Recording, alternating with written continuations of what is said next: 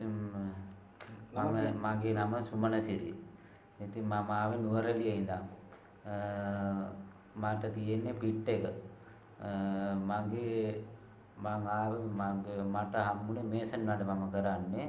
ඉතින් මම මේසන් වැඩ කර කර ඉඳින් මට අසනීප වෙනවා. ඉතින් මට අසනීප වෙන ගමන් මං ආවේ මේ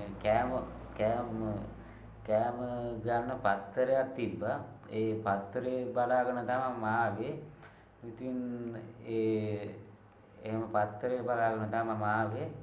ඉතින් එහෙම සති ගාන මම කරගෙන ගියා. මේ වැඩ සති 7ක් ආවා මම. ඉතින් සති 4 දැන් 99ක් විතර මට හොඳයි.